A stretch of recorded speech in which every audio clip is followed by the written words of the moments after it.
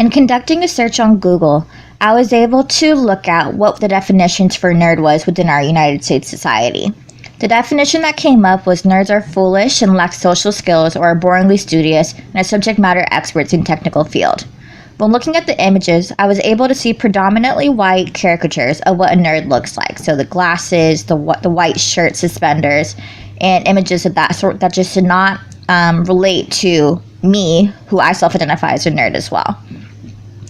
And so from there, what I ended up doing is I actually coined a new term. Well, not coined, but I was able to look up a new term called blurred. Blurred is a definition for a black nerd. And by that term being in existence, it shows that nerd is not inclusive of people who are both identify as black and are also nerdy. When you look in the images, when you type in blurred, you find a lot more African American nerds. And so just the way the language is set up for itself, the fact that it takes this coined term of blurred to show that African Americans are also included in this nerd ideology was really eye-opening to me and exciting because it shows a new sense of community. In the article White and Nerdy by Kendall, images of the nerd caricature being predominantly marked by whiteness and the male gender are analyzed. A glass explores possibilities for reversal of this depiction by analyzing images of black nerds in popular culture and the attempts by blacks and women to subvert the nerd stereotype.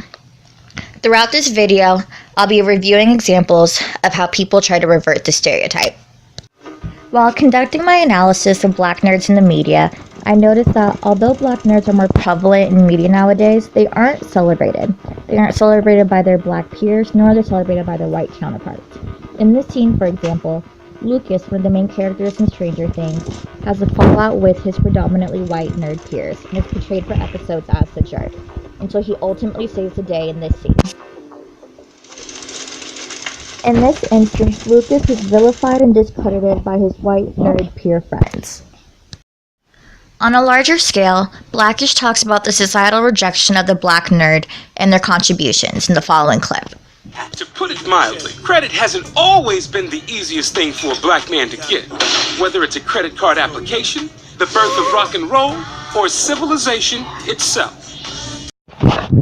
The notion of black nerds not receiving credit reminds me of the article by Schultz called Black and Latino Women Scientists, sometimes mistaken for janitors. The article highlighted how black women report having to provide evidence of their competence over and over again, and that they were more likely to report a sense of bleak isolation. The following clip from Awkward Black Girl shows how Jay struggles to deal with her issue of being the only black woman in her tech office. I'm just kidding. Situations like these make me angry and uncomfortable. I would love to express that to her. Shut up!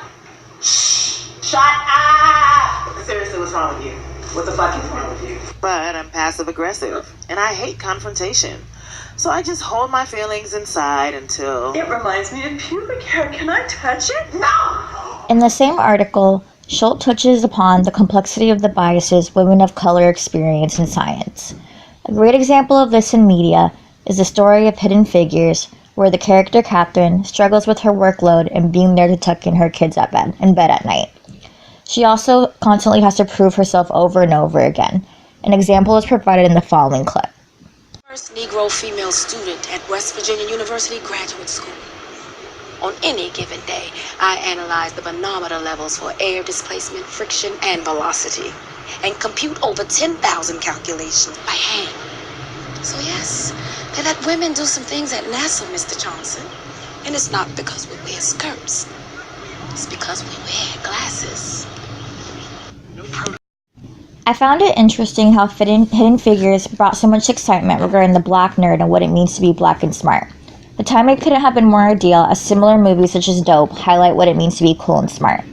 In the article Geek Mythology by Margulis and Fisher, the cultural shift of the nerdy geek image merging with the successful cool guy is highlighted. Here's an example from the film Dope of that phenomenon. Think you're gonna get into Harvard? I'm from a poor, crime-filled neighborhood, raised by a single mother, don't know my dad, blah, blah. It's cliche. Allow me to introduce myself. My name is Malcolm Adekambi. I'm a straight A student with nearly perfect SAT scores. You probably got like one of them photogenic brains. You mean photographic memory? What'd I just say? I mean, yeah, you said it. Yeah, reiterating. I play in a punk band with my friends, and I'm a 90s hip-hop geek. The emergence of Black nerds, visibility, and diversity of blurred characters in media is the beginning of creating community and developing safe places in the real world for blurs to thrive unapologetically. The reason I chose this topic was to show how the media is chipping away at racial barriers and what it means to be a nerd, and creating a platform for blurs to unapologetically raise the bar for Black excellence, work hard, and dismantle racial prejudices along the way. If you were a white male, would you wish to be an engineer? I wouldn't have to. I'd already be one. Why do I want to attend Harvard? If I was white, would you even have to ask me that question?